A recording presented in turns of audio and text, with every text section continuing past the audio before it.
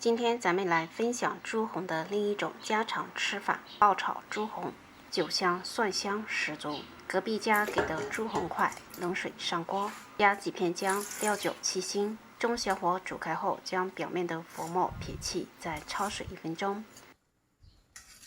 焯好的猪红块捞出装碗中，将姜片夹出不要。拍几个独蒜切皮，再切成蒜末，用独蒜特别香。再切点姜丝，切好将姜蒜输入盆中。隔壁家割的韭菜1小把，洗干净后将它切成段，切好输入盆中。所有的材料准备就绪，中少来点油，下入姜蒜末炒出香味。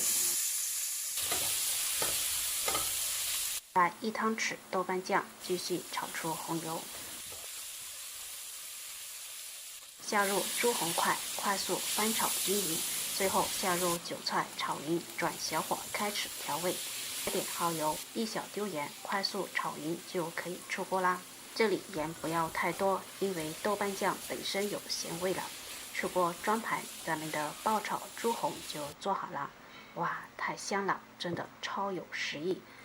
猪红堪称人体无误的清道夫，这样炒出来的猪红鲜香嫩滑，酒香、蒜香、豆香超浓郁，下酒下饭都非常不错。喜欢的朋友可以在家试一下。